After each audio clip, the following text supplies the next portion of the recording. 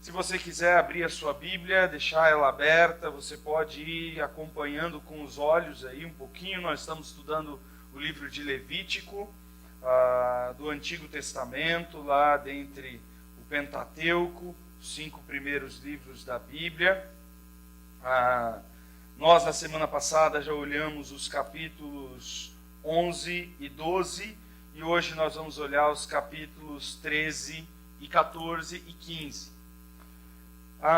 Nós olhamos na semana passada uma introdução, acho que eu posso passar um pouco rápido isso aqui, e o capítulo fala sobre as impurezas, né? Então essa sequência de capítulos, que na verdade você sabe, aqueles que estudam a Bíblia, que os capítulos e os versículos não fizeram parte do original. Quando Moisés escreveu o livro, ele não colocou capítulo 1, capítulo 2, isso foi colocado bem depois, por outras pessoas que não os autores bíblicos. Isso foi colocado para facilitar a nossa vida. Imagina se eu pregasse esse texto aqui e não tivesse os capítulos e versículos, se eu falasse assim, abra no parágrafo 150, procurar 1, 2, 3, 4, ver como a gente tem acesso a isso com tanta facilidade. Então isso foi colocado muito depois para facilitar a gente.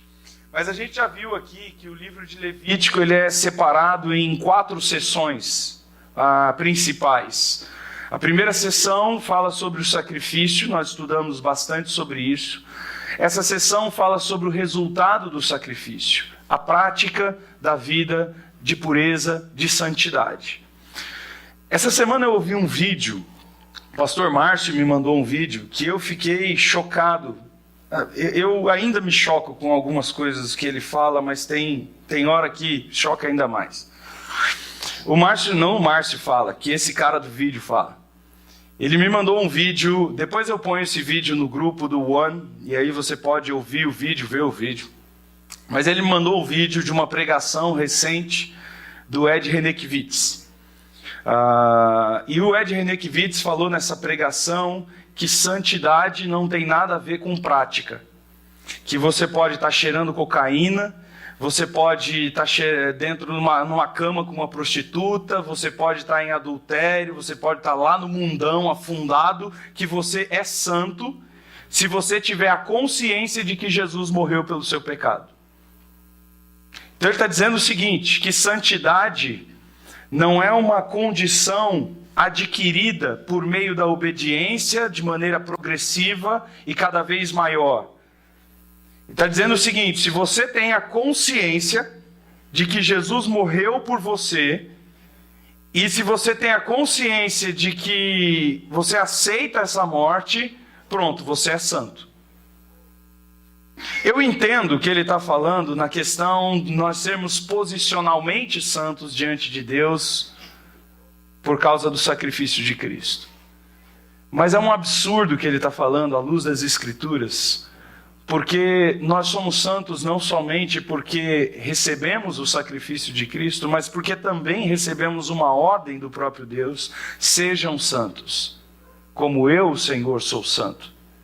E isso não está falando somente da condição de santidade de Deus, mas está falando da prática da santidade. E quando nós estudamos o livro de Levítico, nós estamos vendo claramente que, infelizmente, esse irmão em Cristo está completamente equivocado e está falando uma baita de uma besteira. Porque o que Deus está dizendo é que o resultado do sacrifício do Cordeiro, o resultado da obra de justificação de Cristo é uma vida de prática de santidade. E o sacrifício não tem sentido algum se não é acompanhado de uma vida de obediência a Deus. E é isso que a gente vê em muitos religiosos por aí, mundo afora. Muitas pessoas que você vai conversar com ela e ela fala, eu sou cristão. Eu sou cristão. Eu sou católico. Eu sou evangélico. Mas quando você olha para a vida da pessoa, você fala, não é possível que seja. O cara está traindo a mulher. O cara está espancando a esposa. O cara está mentindo para o patrão. O cara está roubando coisas da empresa. o cara dirige que nem um retardado louco na rua, xingando palavrão e vivendo que nem uma... Você fala assim, o que isso tem a ver com Cristo? Quer dizer, a afirmação que essa pessoa está fazendo com a boca, eu creio em Cristo, é completamente desconectada da vida dela de segunda a segunda. E o que Moisés vem falar para o povo de Israel é que isso não tem nada a ver com Deus. Isso tem a ver com uma religiosidade fria. Isso tem a ver com uma religiosidade de domingo, uma religiosidade de templo, uma religiosidade de um relacionamento com Deus mecânico, mas que não afeta a minha vida diária. E Moisés está dizendo para o povo de Israel, se a vida diária de vocês não é transformada pelo sacrifício do Cordeiro, se a rotina de vocês não é transformada pela obra de Cristo, vocês não têm nada a ver com Cristo. Então, a santificação não é um estado de consciência. A santificação não é um pensamento de que Deus morreu por mim. Não. A santidade tem a ver com prática. E aí, na semana passada, nós começamos a olhar os capítulos 11 e 12 de Levítico, e nós vimos que Moisés vai levantar 4 exemplos. Eu falei isso na semana... Valeu, Gabriel, obrigado. Eu falei isso na semana passada, que o capítulo 11, 12, 13, 14, 15 de Levítico, ele não é um capítulo focado em exaurir tudo o que se envolve na vida de santidade. Porque lá em Deuteronômio ele vai ser ampliado, lá em Números ele é ampliado. Exemplos disso. Mas o capítulo 11, 12, 13, 14 e 15, eles são capítulos que têm um propósito. Dá pra gente amostras do que Deus espera daqueles que se relacionam com Ele. Do que Deus espera na vida diária daqueles que vão ao templo. Do que Deus espera na vida cotidiana, de coisas que a gente vive comumente, daquilo que Deus fez por nós através do sacrifício. Então, se você crê em Jesus Cristo, se você entende a obra redentora da cruz, você entende que Jesus morreu para transformar a sua vida. Jesus não morreu para transformar o seu destino eterno somente. Ele faz isso. Mas não é só isso. Jesus morreu não simplesmente para mudar a tua condição diante de Deus, pecador, para santo. Ele faz isso, mas não só isso. Jesus morreu para transformar tudo o que nós fazemos. É por isso que no Novo Testamento o apóstolo Paulo vai dizer, quer comamos, quer bebamos, quer façamos qualquer outra coisa, tudo o que nós fazemos para a glória de Deus. Isso significa que espiritualidade não tem a ver com o domingo à noite. Espiritualidade não é isso que nós estamos fazendo aqui. Não é a música que nós cantamos. Não é a mensagem que você está ouvindo. Não é a presença dentro de uma comunidade chamada cristã. Espiritualidade tem a ver com a forma como eu visto a minha roupa. Como eu faço o meu prato de comida. Tem a ver com a forma, nós vimos na semana passada, de como eu como essa comida. Tem a ver com a forma como eu dou à luz a filhos. Tem a ver com a forma, nós vamos ver hoje, como eu cuido da minha saúde. Tem a ver com a forma como eu cuido do meu corpo em relação à minha sexualidade. Todas as coisas são espirituais. A gente tem que botar na nossa cabeça isso. Que como nós estamos em Cristo, nós somos nova criatura. Tudo se fez novo, tudo é ressignificado. O tomar banho é ressignificado. O ir ao banheiro fazer minhas necessidades é ressignificado. A minha sexualidade com a minha esposa na cama, ela é ressignificada. O cuidado que eu tenho com o meu higiene é ressignificado. Todas as coisas são ressignificadas. Agora não é simplesmente mais uma vida que vive como se Deus não existisse. Agora em tudo que eu faço, eu quero que Deus exista. E que todas as coisas que eu faço sejam pela existência dele e para a existência dele. E que todas essas coisas redundem a ele glória. Então ele entra no capítulo 13. Eu vou passar alguns PowerPoints, porque são os da semana passada, os que a gente falou sobre alimentação e sobre o parto. E aí, deixa eu andar um pouquinho aqui. E nós vamos falar hoje sobre saúde pública e da família. Essa parte do final do texto, capítulos 13, 14 e 15, eles vão falar de saúde pública e de família. A gente não tem tempo de ler todo o capítulo, então eu fiz aí um resumo do capítulo. No capítulo 13 e 14, ele vai dar para a gente como diagnosticar doenças de pele. E não necessariamente a lepra. Talvez se você ler a sua Bíblia, quando você chegar em casa, você vai ver que a tradução e a maioria das traduções da Bíblia usam a palavra lepra. Lepra é a doença hoje que nós conhecemos como hanseníase. Não é? É uma doença de pele que tem vários efeitos pelo corpo, dentre eles, os membros do corpo começam a se autodegenerar até cair, putrefazer e cair. Né? Então a pessoa perde o dedo, geralmente as extremidades do corpo, mãos e pés, nariz e outras partes do corpo, mas também nos afeta de outra maneira. Muitas pessoas lendo esse texto, por causa da escolha do tradutor que fez o texto, acabam acreditando que é só a lepra. Na verdade, Moisés não está lidando especificamente com essa doença que nós chamamos de hanseníase ou com a lepra.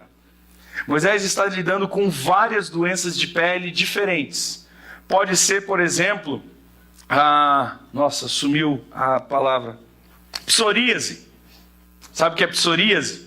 Tem muitas pessoas que têm psoríase, algumas psoríases são de fundo nervoso, outras psoríases não sabem bem a medicina como ela surge, mas é uma doença que vai ficando a pele avermelhada e ela começa a descamar, descascar naquela região que ela está avermelhada até virar uma ferida, né? E aquilo dói, machuca, deixa a pele muito sensível. Então existe um certo lado contagioso da psoríase também. Então hoje a gente tem a medicina e um monte de coisa que ajuda a gente a entender isso. Pode ser também que Moisés está falando de doenças relacionadas a cânceres, tumores de pele, relacionados ao excesso de sol. Então talvez, acho que é uma das doenças que mais mata no mundo hoje. Né? Câncer de pele. Então o excesso de sol e os resultados desse excesso de sol que estão aí. Mas hoje nós vamos ler o livro de Levítico e falando das doenças de pele, a nossa tendência natural é pensar, bom, hoje a gente tem a medicina. Hoje se eu estou doente, né, e eu fiquei doente um tempo atrás, a primeira coisa que você faz é você vai no hospital. O médico pede uma série de exames lá, exame de sangue, exame de urina, exame de fezes, exame disso, exame daquilo, tomografia, raio-x, não é? E ele traz para você o diagnóstico da sua doença. E aí o médico vai sentar com você e vai dizer, olha, segundo os exames que você fez, a doença que você tem é essa aqui, e o remédio para essa doença é esse aqui. Está aqui, tome isso durante 15 dias, 20 dias, 30 dias, faça o tratamento, você vai ser curado. É assim que funciona nos nossos dias. Mas nós não estamos falando dos nossos dias. Nós estamos falando de 4.000 anos atrás, em que não havia quase nada de medicina e em que a medicina se baseava basicamente a tomar algum chá, a tomar algum banho com sal, ou algum tipo de loção, ou inclusive se usava muito em Israel o azeite.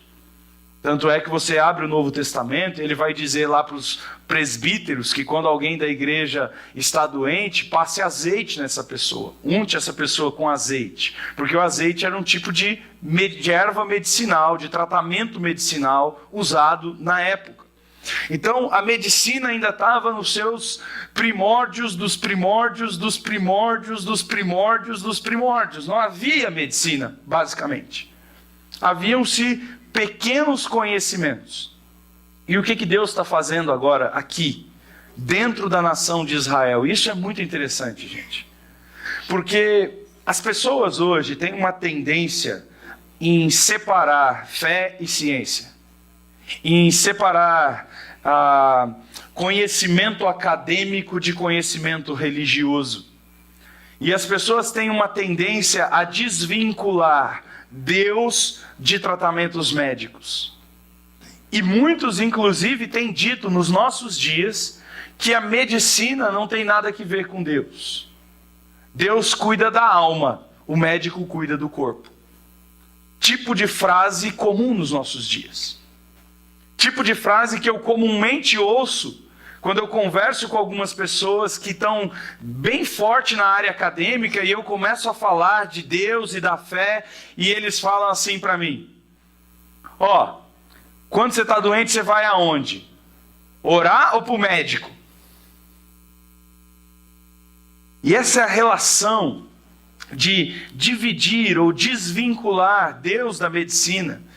É uma baita de uma estupidez. É uma baita estupidez tanto no âmbito acadêmico, quanto no âmbito clínico acadêmico, quanto no âmbito espiritual. Porque é sabido hoje e admitido pela própria medicina que pessoas que têm algum tipo de espiritualidade, que têm algum tipo de fé, que têm algum tipo de valor religioso, encaram de uma maneira muito melhor os tratamentos e inclusive a cura e a recuperação da saúde. Uma coisa que nós temos que entender biblicamente é que Deus não nos criou separados, no sentido de que nós temos um corpo e uma alma e que o cuidado do corpo não tem nada a ver com o cuidado da alma e o cuidado da alma não tem nada a ver com o cuidado do corpo. Isso não existe. Nós somos feitos por Deus uma unidade. O que nós chamamos, Deus nos criou de maneira ontológica. Tudo o que eu faço com o meu espírito afeta o meu corpo. E tudo o que afeta o meu corpo também afeta a minha alma.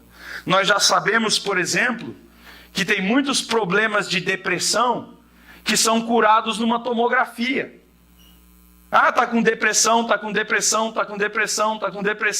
lá, vai no médico, faz uma tomografia, descobre lá um tumor no cérebro que está comprimindo uma área do cérebro e essa pessoa, na verdade, está com depressão, com uma tristeza profunda, e isso não é causado por causa da emoção dela, mas por causa do corpo dela. Ao mesmo tempo que a medicina hoje já admite nitidamente e claramente que muitos cânceres e muitas doenças do corpo são geradas por problemas do espírito. Então você tem hoje na literatura médica vários livros comprovando cientificamente que, por exemplo, pessoas extremamente rancorosas, amarguradas, vão ter, em algum momento da vida, algum tipo de câncer no fígado, ou nos rins, ou em algum outro lugar do corpo. Porque todo esse rancor, toda essa amargura, toda essa maldade, toda essa coisa ruim guardada dentro de si, uma hora ela explode no corpo, não só na alma. Então nós não podemos desvincular uma coisa da outra. É impossível desvincular espiritualidade de saúde.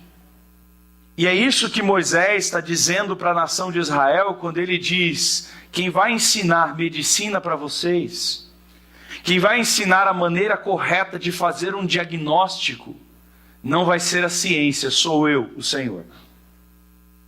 O pai da medicina é Deus. Eu estava conversando esses dias, eu fui fazer uma cirurgia, e eu estava lá na mesa de cirurgia, entrou o anestesista, né? Eles nem olham para a gente direito, nem fala com a gente direito. Aí ele entrou e tal, vou fazer sua anestesia, tal coisa assim e tal. Aí eu virei para ele e falei assim, você vai fazer anestesia, mas teve alguém que te ensinou.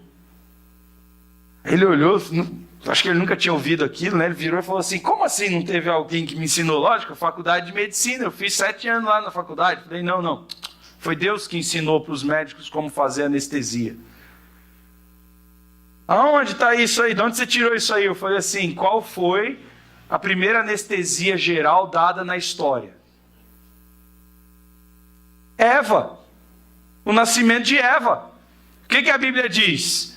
Deus criou Adão, fez lá o cara, corpo perfeito, tudo integral, não foi? Aí o texto diz, Deus colocou nele um profundo sono, abriu a lateral do corpo dele, tirou uma costela, e dessa costela fez Eva. O que é isso? Anestesia geral e cirurgia. Quem foi o primeiro cirurgião do universo? Deus.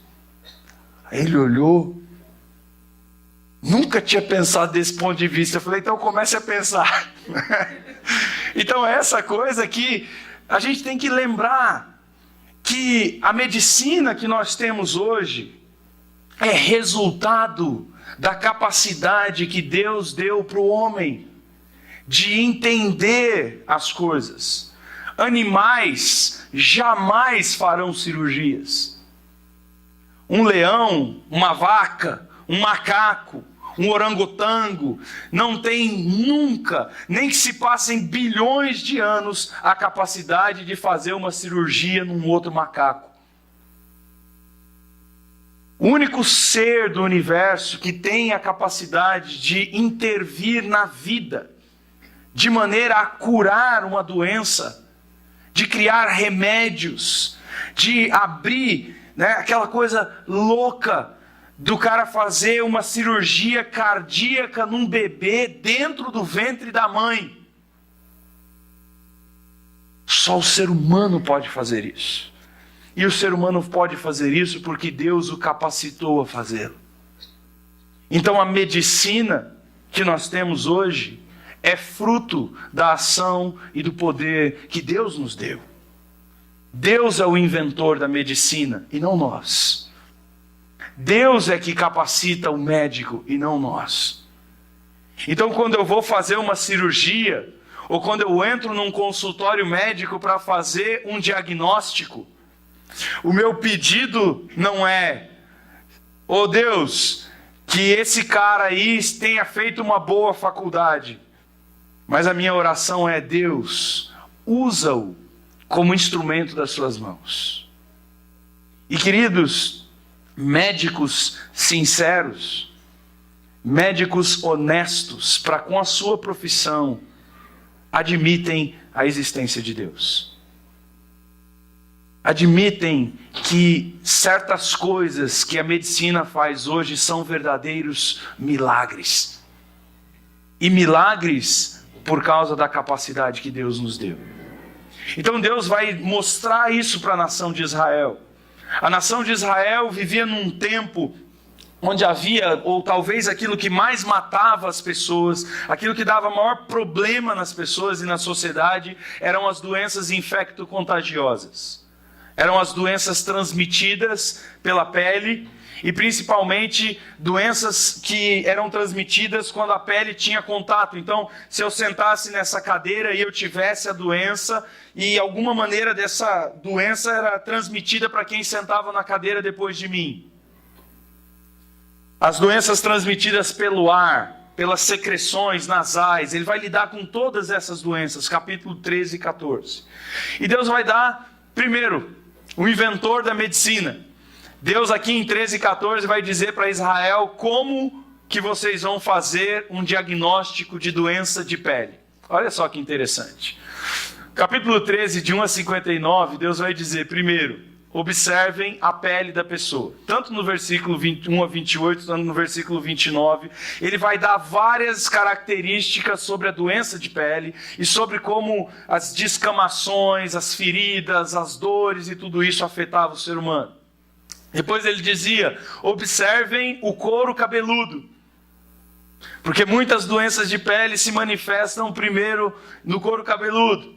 Aí ele vai dizer, observem o cabelo, queda de cabelo, couro cabeludo. Depois observem se vocês detectaram que existe algum tipo de hematoma, que existe algum tipo de ferida, que existe algum tipo de escamação na pele, no couro cabeludo, põe a pessoa em quarentena. Afasta a pessoa do acampamento de Israel. Não deixa ele na casa dele, no ambiente onde ele vive. Ele precisa ficar sozinho, porque se essa doença for uma doença contagiosa, ela pode espalhar isso no meio de todo mundo e ela pode gerar a doença para todo mundo, não é? E aí então ele vai dizer, cuidado com as vestes dessa pessoa. E ele vai introduzir saúde pública. Ele vai dizer, olha, alguns tipos de doença vocês vão incinerar as vestes. Outro tipo de doença vocês vão ferver a água e vão ferver essas vestes e vão limpar isso. Então ele está falando sobre infectologia. É uma aula de medicina. Capítulo 13. E aí Deus vai dizer no capítulo 14 sobre o diagnóstico dessas doenças e a limpeza disso. Então ele vai falar sobre os rituais de reabilitação. E aí Deus vai ensinar, olha, essa doença cura assim. Você vai fazer tal coisa, vai tomar banho todo dia, você vai esfregar com escova, você vai fazer um certo tipo de tratamento. Então Deus vai dar também para Israel o tratamento. Ele também dava o diagnóstico das casas, de lavar as casas. Desculpas aqui, ficou levrar, né? Mas é lavar as casas, limpar as casas, né? Então, a limpeza disso. Agora, olha que coisa interessante. Na Idade Média, a doença que foi uma das doenças mais mortais da raça humana, a peste negra, que é a coisa transmitida pelo xixi do rato, matou 2/3 da Europa. Nenhuma doença na história do homem matou tanto quanto a peste negra. Só que aconteceu um negócio muito estranho na Europa. Tinha um povo que não morria com a peste negra. Qual era esse povo? Os judeus. Os judeus não eram afetados pela peste negra. Na época, e agora vai um pouco de Bíblia e um pouco de como Deus interfere na saúde pública. As pessoas, o mundo era dominado pela Igreja Católica Apostólica Romana. E a primeira coisa que a Igreja Católica Apostólica Romana fez foi tirar a Bíblia da mão das pessoas e dar acesso somente à autoridade do Papa, do padre, do clérigo. E aí você fala, isso afeta a saúde das pessoas? Afeta. Porque as pessoas na Idade Média eram porcas. Elas não tinham sistema de esgoto, elas não tomavam banho, elas não tinham cuidado de higiene com alimentação, elas não faziam nada disso. E aí, o xixi do rato estava em tudo, estava na mão, estava no travesseiro, estava na cama, estava no prato de comida que não era lavado, estava na faca que não era limpa nunca. E o pessoal foi morrendo, centenas de milhares, diz que morreu milhões de pessoas por causa da peste negra. Se falava na época sobre a extinção do continente europeu por uma doença. E os judeus não morriam. E aí, sabe o que os católicos fizeram? Os judeus lançaram uma feitiçaria, uma macumba judaica para matar os católicos. Então agora nós vamos matar os judeus. E foi por isso que os judeus começaram a ser mortos na Inquisição por bruxaria. E sabe qual era a bruxaria? Obediência às Escrituras. Nas Escrituras dizia, você dentro da sua casa deve ter água corrente, nunca água parada. Você dentro da sua casa, quando você vai comer a sua refeição, você tem que lavar a sua mão com 7 banhos de água, porque você não pode tocar na comida. Você não pode deixar na sua casa miolo de pão, migalha de pão, fermento biológico espalhado. A sua casa deve ser varrida várias vezes por dia, extremamente limpa. Se você quiser ter contato com Deus, você precisa tomar banho assim, assim, assim, assim, assado. Você tem que tomar banho todo dia. Se você, mulher, está menstruada, tem a purificação, tem isso, tem aquilo. A sua roupa deve ser lavada, as suas vestes devem ser santas. Tudo isso era seguido pelos judeus. E por causa disso, a casa do judeu não tinha rato, e o judeu não tinha infecção da peste bubônica, da peste do rato. Não morriam de peste negra. E a resposta disso é por quê? Porque eles ouviram a Deus.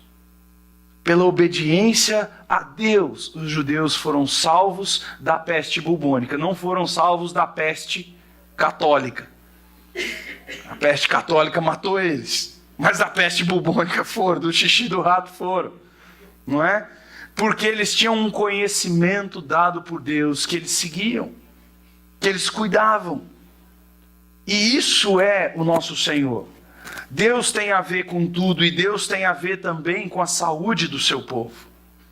Então Deus está dizendo para a nação de Israel: eu me interesso não somente por aquilo que acontece no templo espiritualmente, mas eu me interesso pelo higiene, pelo cuidado da pele, pelo cuidado do corpo, pelo tratamento de saúde.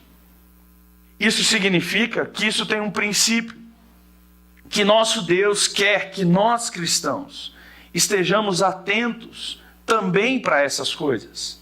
Que nós cuidemos não somente do nosso espírito, mas que nós cuidemos também do nosso corpo. E eu costumo dizer que a igreja cristã tem apagado isso, porque muitas vezes a igreja cristã está preocupada com moralidade e em criticar duramente adultério e promiscuidade sexual e um monte de coisa do tipo, mas dentro da igreja todo mundo é gordo ou obeso. E o que mata mais no mundo não é AIDS. O que mata mais no mundo são 3 pós brancos: açúcar, sal e cocaína. E muitos cristãos falam assim, se gabam, se alegram de dizer: a gente não bebe nem fuma, mas tudo aquilo que a gente não bebe e não fuma, a gente come. Festa de crente é assim, a gente come. E isso não vem de Deus. Essa despreocupação com o cuidado do corpo não tem a ver com Deus. A obesidade não tem a ver com Deus. Porque o Novo Testamento diz: olha, não sejam glutões. A glutonaria é algo que não deve fazer parte do povo de Deus. O comer demais, o comer em excesso, o comer despreocupado com a saúde, isso não é parte do ser de Deus. Então santidade não tem que ver somente com a minha moralidade, mas tem que ver também com aquilo que eu como. E como eu como, e como eu cuido da minha saúde, e como nós como igreja estamos preocupados com a saúde pública. Então nós como igreja temos sim que ensinar para o mundo saúde pública. E aí às vezes eu falo com as pessoas, e as pessoas falam: porque homossexual. Eu falo assim: querido, o homossexual, ele usa um membro do corpo, chamado ânus. Você está pesando 350 quilos, você usa um membro do corpo, chamado boca. E não tem nenhuma diferença do ânus para a boca. Um põe comida para dentro, o outro põe comida para fora. São 2 órgãos do sistema digestivo. Se você usa mal qualquer um dos dois, isso vai te afetar. E você está errado em usar mal. Então, quando você usa mal a sua boca, você está fazendo a mesma coisa com o homossexual que usa mal o ânus dele. Isso tem a ver com a minha preocupação, porque às vezes dentro da igreja cristã tem certos caras que querem ser machão. Eu sou homem, eu não vou no médico, eu não preciso disso. Isso é pecado. Isso é fruto de orgulho, isso é fruto de arrogância. Eu já fui no médico, eu já tomei minha dedadinha. Não deixei de ser homem por causa disso. Fui lá, fiz o exame de próstata, cheguei aos 40 anos, aos 35 eu já tive que fazer, porque o meu pai teve câncer de próstata. Fui lá, cheguei no médico, sentei na frente do médico, o médico falou, cara, vamos ter que fazer o exame de toque. Eu falei, tudo bem. Aí ele falou, vai lá, abaixa a calça, deita na cama, abraça o joelho. Eu falei, ô doutor, diminui a luz, põe uma musiquinha, né? Faz um negocinho mais romântico. Ele falou assim, não tem isso não. Não aceito convite para sair depois. Se gostar, eu não dou meu telefone. Se mandar flor, eu devolvo. Eu falei, pô, cara, aí você quebrou o clima, né? Fui lá, fiz, deitei. O cara fez o exame de toque, extremamente profissional, não tinha nada a ver com sexualidade, com nada. É incômodo? Lógico que é. Né? Mas tem a ver com meu Deus. Eu estava ali naquele ambiente, não por causa do Creuze, não por causa da minha esposa, mas eu estava ali por causa do meu Deus, porque o meu Deus me deu a sabedoria de cuidar do meu corpo. E se isso é um método que Deus deu para a medicina, para descobrir o câncer de próstata e de tratar ele logo no começo, amém. Glória, louvado seja Deus por isso, e eu faço isso com honra e glória do Senhor. Não me sinto minimizado, não me sinto inferiorizado, e falo disso abertamente. Agora tem muito homem morrendo de câncer por causa de orgulho, de vaidade, de centrado em si mesmo e não no Senhor. Isso tem a ver com higiene. Isso tem a ver com escovar o dente. Isso tem a ver com saúde bucal. Isso tem a ver com passar fio dental, com fazer bochecho. Isso tem a ver com tomar banho. Deus está mostrando para a nação de Israel, eu quero que vocês sejam um povo que diante de toda a terra vocês sejam conhecidos pela saúde de vocês. Não somente pela saúde espiritual de vocês, mas pela saúde física de vocês. Eu quero que quando fizerem um levantamento estatístico dentro do meu povo, o meu povo vai ser não só espiritualmente, mas fisicamente mais saudável. Porque é um povo preocupado com glorificar a Deus por meio da sua saúde. Todos esses métodos diagnósticos que Deus dá para a nação de Israel, a medicina usa hoje. E nós temos que aprender como cristãos a valorizar isso.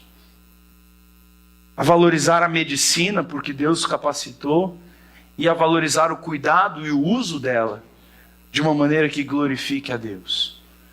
Uma vez eu fui fazer uma cirurgia, eu estava subindo no elevador e dois médicos conversando. E eu fiquei bem caladinho ali, né? E um falou para o outro assim, acabei de sair lá do quarto, lá o paciente falou que se ele conseguir sair dessa cirurgia, se a cirurgia der certo, é graças a Deus. Absurdo isso, ridículo. Quem está fazendo a cirurgia sou eu, a mão no bisturi é a minha. Se eu tremer, é a veia dele que eu vou cortar. Que Deus que vai fazer cirurgia coisa nenhuma. Não é? E aí eu ri daquela situação. Mas eu também entendi o que o médico estava dizendo. Ele está certo. Ele está certo em certo sentido. Deus capacitou o homem para que o homem faça coisas com excelência. Ele só não reconhece Deus ali, mas no fato quem está com a mão lá é a dele. Se ele tremer, o cara morre. Ele pode não reconhecer, mas talvez você e eu precisamos fazer isso como cristãos. Não é olhar para aquele médico e simplesmente não dizer, foi graças a Deus, né, doutor? Mas dizer para ele, olha, muito obrigado. Muito obrigado porque você se especializou. Muito obrigado porque você se dedicou. Muito obrigado pelas horas em que você não dormiu. Pelos dias em que você leu tantos livros que seus olhos se perderam na noite. Muito obrigado pela excelência com que você está executando a sua profissão. Mas eu quero dizer uma coisa para o senhor, doutor.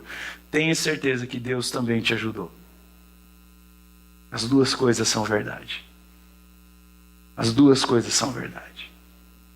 E tem muito médico cristão fazendo burrada na medicina, porque vai na confiança de Deus, mas não faz o que tem que fazer em termos de preparo acadêmico e médico para executar sua função.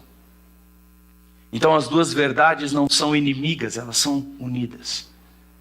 E Deus quer que nós louvemos tanto a medicina quanto ao Senhor, porque a medicina é resultado da capacitação de Deus.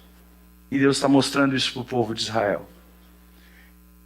A minha pergunta para você, e é a primeira da noite, é: você tem cuidado da tua saúde? Você tem ido ao médico com regularidade? Você tem seguido os tratamentos médicos que foram dados a você? Você tem tomado os remédios da maneira que tem que ser tomada? Você tem observado o teu corpo e o cuidado do teu corpo? Eu passei por uma cirurgia agora e eu muitas vezes peco. Porque eu chego na sala do pós-cirúrgico e o médico fala: Creuze, seguinte, cara, 5 dias de cama. Eu preciso que você guarde o repouso para que a cirurgia vá bem. Ok? Ok, doutor? Chega em casa, tô bem, sem dor, meti o traumal para dentro, pá, vai dirigir, vai pegar pão, vai na padaria, leva filho para a escola, faz tudo como se o médico e a medicina não fosse nada. Quando eu estou fazendo isso, eu estou pecando. Quando eu não tomo remédio, eu estou pecando. Quando eu não guardo o tempo de repouso, eu estou pecando. Quando eu estou sentindo sintomas no meu corpo que demonstram que alguma coisa está errada e eu não procuro auxílio da medicina, eu estou pecando. Quando eu estou gripado, não é? E eu não cuido para que essa gripe não seja transmitida para outros, eu estou pecando. Então eu ensino isso para os meus filhos. Vai tossir, vai espirrar, você faz aqui. Tosse aqui. Por quê? Não é pela saúde pública, não, é para a glória de Deus. Você tosse aqui, porque quando você tosse aqui, você não contamina a sua mão, a mão que você vai dizer bom dia para os outros, a mão que você vai pegar no metrô, no cano. Eu não estou preocupado só comigo, mas eu estou preocupado com o bem do meu próximo. Em países um pouco mais evoluídos em termos de medicina e de saúde pública, quando as pessoas estão gripadas, elas põem máscaras e saem na rua com máscara. Para quê? Para não contaminar os outros com gripe. Então isso tem a ver com Deus? Claro que tem a ver com Deus. E esse texto de Levítico está escrito para dizer exatamente isso. Deus está interessado em todas essas coisas. E Deus quer que o seu povo se preocupe com isso e seja saudável. Quando a gente entra no capítulo final dessa secção, capítulo 15, nós vemos uma coisa muito interessante. O Deus que cura. Deus é o Deus que cura. Aquilo que era impossível aos homens da época curarem. Aquilo que era impossível à medicina da época curar. Deus cura. Mas Deus cura por meio de um milagre? Não, Deus não cura por meio de um milagre. Deus cura por meio de ensinar medicina, diagnóstico e cuidado da saúde pública para o povo dele.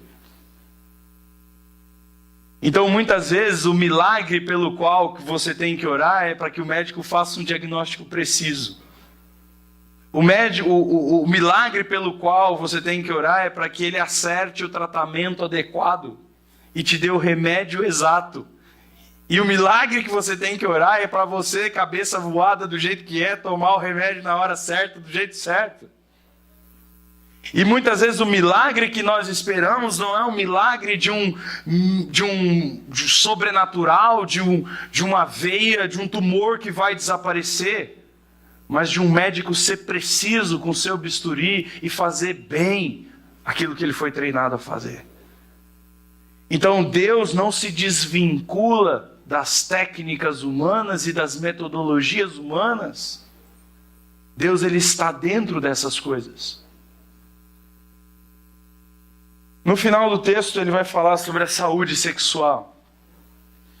E ele vai falar de uma maneira de uma estrutura que no hebraico nós chamamos de quiasmo, que é uma estrutura de paralelismo. Então ele faz uma introdução, depois ele faz uma descrição sobre um tipo de ejaculação que todo menino que está aqui já deve ter passado algum dia na sua vida, de você acordar de manhã e você ter ejaculado na própria roupa, dormindo, sem masturbação. O sonho, uma excitação durante o dia gera uma ejaculação. Isso se chama, maneira técnica de dizer, poluição noturna. Não é poluição noturna, não é poluição noturna, que é emissão de sêmen dormindo. Ok? Isso é natural. Isso é natural. Foi Deus que criou o homem assim. Não é? O ser humano, o homem, sexo masculino, produz espermatozoide continuamente. E se isso ficar dentro do organismo, causa dor, causa incômodo, causa um monte de coisa. E Deus criou um método natural. Você vai colocar isso para fora. Não precisa se masturbar. E o texto fala sobre isso. O texto fala sobre a contaminação da poluição noturna e de como que o homem ficava puro diante de uma situação dessa. O texto vai falar então sobre a emissão da ejaculação masculina no casamento. E ele vai falar que quando o homem tem relações com a sua mulher e ele ejacula nas relações, isso também torna o homem impuro. Já já eu vou falar por que todas essas coisas tornam o homem impuro. E aí então ele vai falar sobre a relação sexual em si. E depois ele vai falar sobre o orgasmo feminino no casamento. Como que os fluidos que a mulher produz na relação sexual também tornam a mulher impura. E ele vai falar sobre a menstruação, que é o paralelo da poluição noturna. Quer dizer, a mulher ela tem um estoque de óvulos. Quando esses óvulos não são usados, de certo em certo tempo, o corpo simplesmente joga para fora isso em forma de sangramento, que a gente chama de sangramento menstrual. Isso acontece num ciclo durante toda a vida da mulher, até que ela chegue à menopausa e esse ciclo termine. Não é? Então isso é sangue. E ele vai falar para a gente no final um resumo, introduzindo tudo isso. Agora olha que interessante. Os 2 primeiros capítulos que nós estudamos falavam sobre comida e nascimento, certo? A comida gera o quê? Vida. E o nascimento é o quê? Uma vida que vem ao mundo, certo? E ele está falando que a forma como nós vivemos, comemos e parimos, nos torna impuros, porque nós somos pecadores. E que nós devemos nos preocupar com a nossa comida e com o nosso parir, porque a nossa produção de vida não tem a ver com a forma como Deus criou a vida. E agora ele vai falar sobre a morte.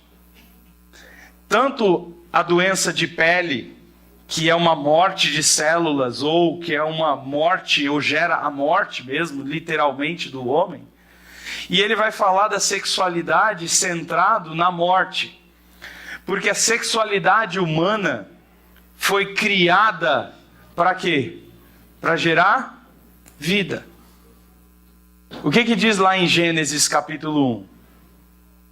Sejam fecundos, multipliquem-se, encham a terra. A sexualidade humana não tem a ver com geração ou a falta de geração. Isso é o ideal criado por Deus.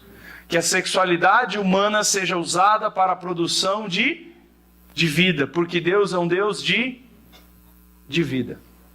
Agora, quando o menino ejacula de noite no quarto, isso gera o quê? Vida. Não, ele termina com a potencialidade daqueles espermatozoides se tornarem vida. Aquilo é morte. Porque todo homem tem dentro de si um potencial de gerar vida, que é o espermatozoide. Quando esse espermatozoide morre e esse potencial de vida vira morte, isso tem a ver com o caráter de Deus? Não, porque Deus não é Deus de morte, Deus é Deus de de vida. É por isso que ele fica contaminado. A mesma coisa acontece com a mulher. Cada óvulo que a mulher tem dentro de si, Deus criou e planejou, idealizou para que esse óvulo seja usado para a vida. Mas por causa da queda, por causa do pecado, por causa da separação de Deus, vieram todas as doenças relacionadas com a infertilidade e com outras tantas coisas, que a mulher entra no ciclo menstrual e joga essa potencialidade de vida fora num sangue morto, que é o sangue menstrual. E isso não tem a ver com o caráter de Deus. Deus é um Deus de vida e não de morte. Então, quando nós, dentro da nossa sexualidade humana, não geramos vida, isso nos torna impuros diante de Deus.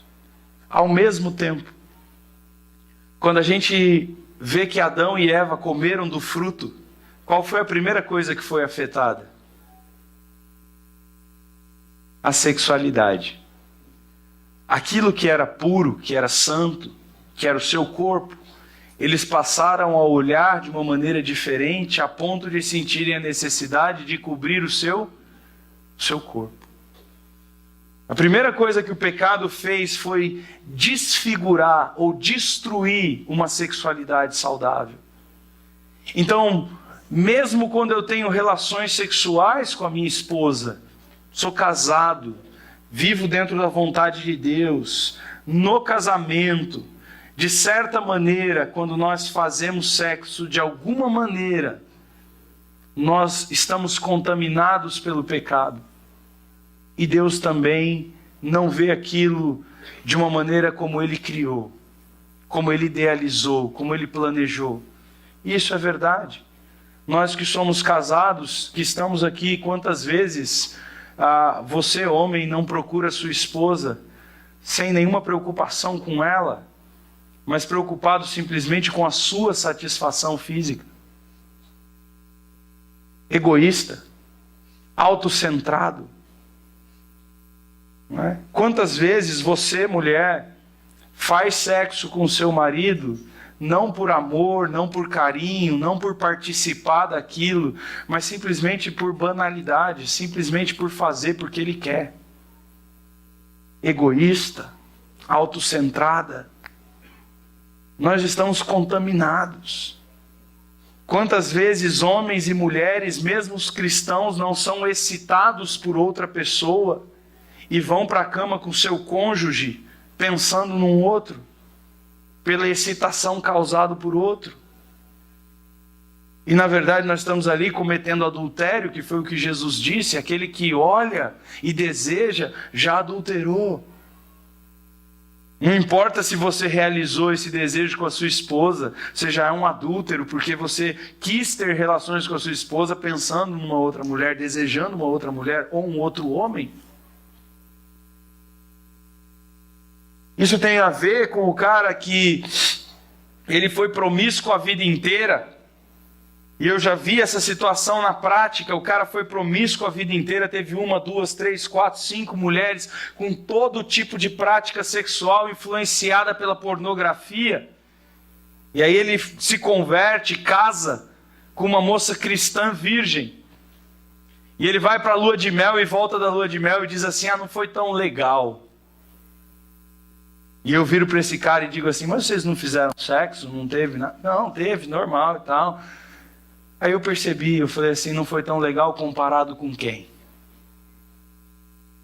E na verdade ele esperava que aquela moça realizasse as mesmas práticas que a B, C, D e E faziam.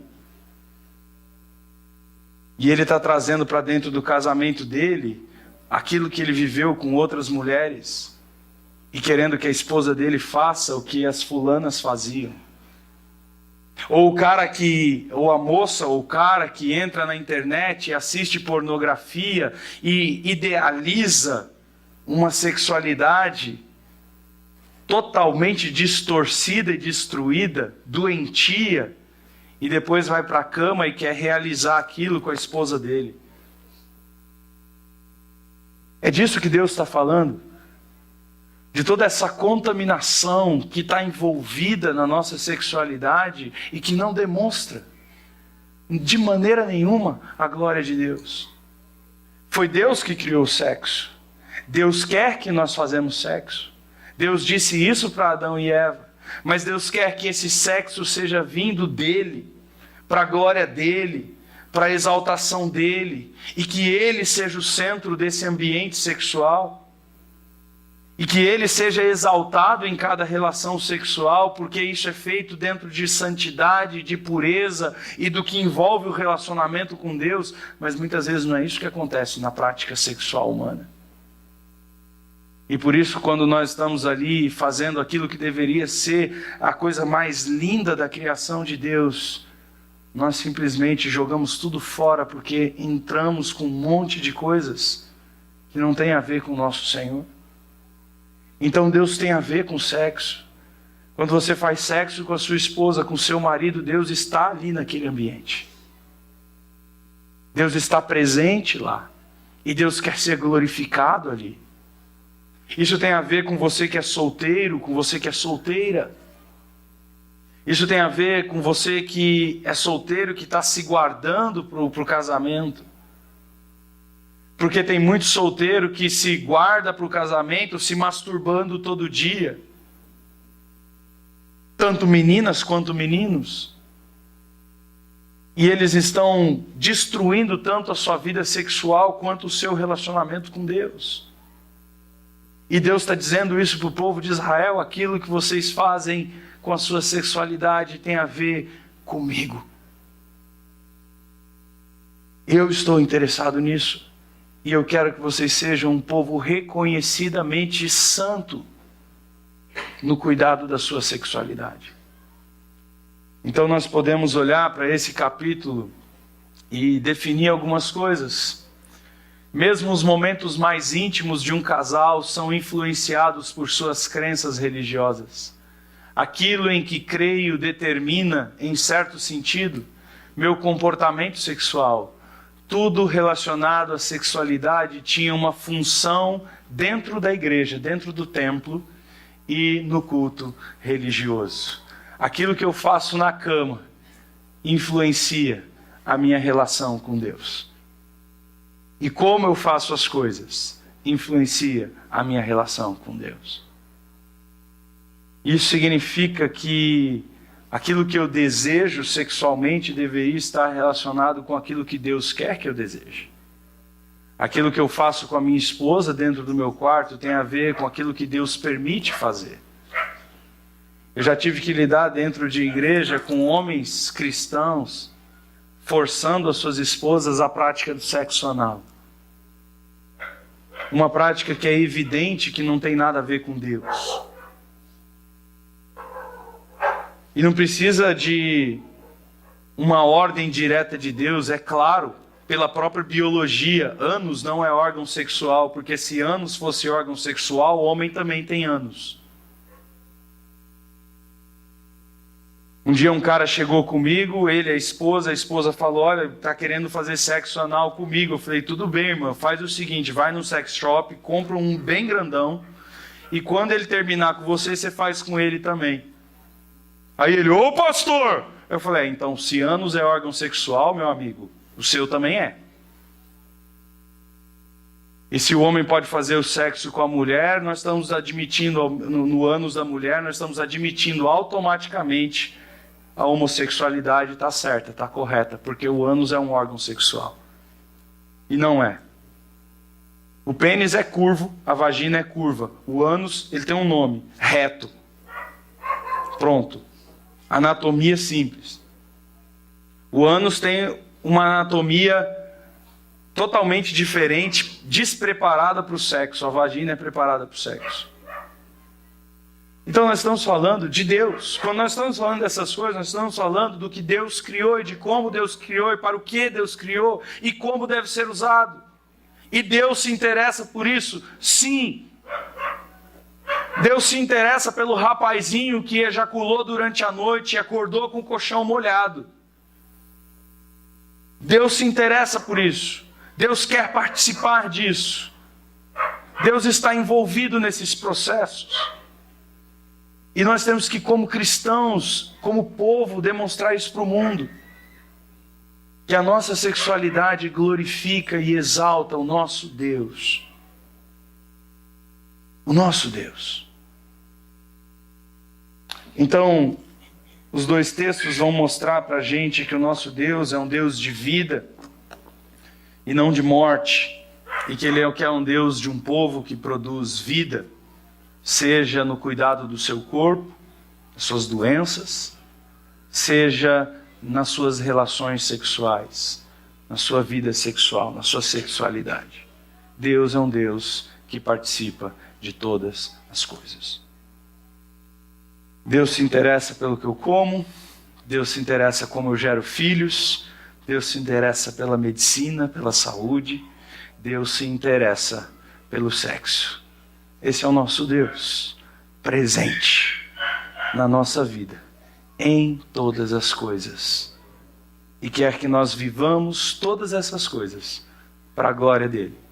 E o resultado é interessante. Porque quando nós vivemos para a glória de Deus em todas essas coisas, nós produzimos um negócio que se chama no Novo Testamento claramente testemunho cristão. O testemunho cristão não vem simplesmente daquilo que sai das nossas bocas, mas de como nós vivemos as nossas vidas. Santidade não tem a ver simplesmente com uma consciência de que Jesus morreu por mim, mas com práticas diárias que mostram quem Ele é na minha vida. Minha pergunta hoje para você é simples. Você está cuidando da sua saúde? Você tem ido ao médico com regularidade? Você tem seguido a dieta da nutricionista? Você tem tomado os remédios que o médico te passou? Você tem feito seus exames de rotina? Você tem frequentado uma academia, feito caminhada, se exercitado? Tem cuidado da sua sexualidade, seja solteiro, seja casado? A sexualidade, Deus está presente na sua casa quando você faz sexo com a sua esposa? Deus é glorificado ali? São as perguntas que você tem que responder. Você pode se encontrar em duas situações. A primeira situação é: sim, eu tenho obedecido, tenho glorificado, tenho exaltado meu Deus. A segunda situação é: não, eu tenho pecado quanto a isso. E se você tem pecado quanto a isso, você pode voltar para o capítulo 1 a 7 e dizer assim: Senhor, me perdoa. Eu preciso do sacrifício do Senhor, porque eu não tenho vivido para glorificar o teu nome. Eu não tenho te exaltado. E eu quero mudar. Me capacita, Senhor, para te obedecer, para seguir a tua vontade, para botar em prática aquilo que o Senhor planejou para a minha vida. Feche seus olhos, abaixe sua cabeça. Tenha um tempo pessoal seu de reflexão sobre a sua própria vida e a maneira como você tem vivido.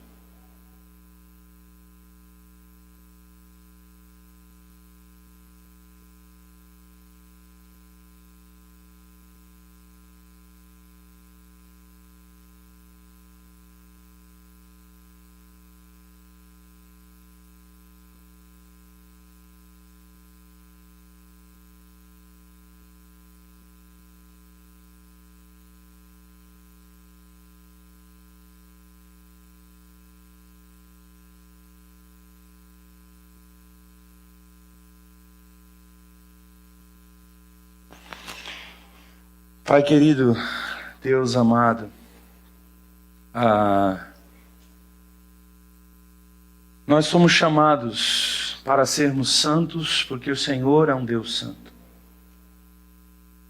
Esse chamado à santidade, como nós temos estudado aqui, não é simplesmente um culto que é realizado uma vez por semana ou uma decisão que foi tomada no dia da nossa conversão. O nosso chamado é para vivermos em santificação diária em todas as coisas.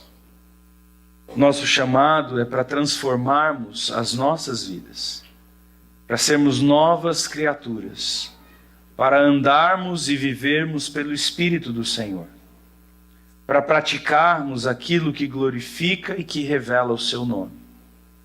Nós fomos chamados não somente para um estado espiritual, mas para uma prática de vida espiritual. O apóstolo Paulo nos ensina que devemos ser espirituais e não carnais, que devemos buscar com o nosso corpo glorificar o Senhor em todas as coisas e não somente nos nossos espíritos. Muitas vezes, ó Deus, o cristianismo dos nossos dias tem pregado uma santidade que é somente um estado espiritual na presença de Deus, mas que ignora absolutamente a prática da santidade.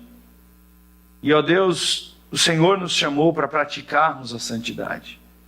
Na verdade, a Tua palavra nos diz que o Senhor nos chamou para sermos exatamente iguais ao Teu Filho Jesus Cristo. E Jesus Cristo jamais pecou.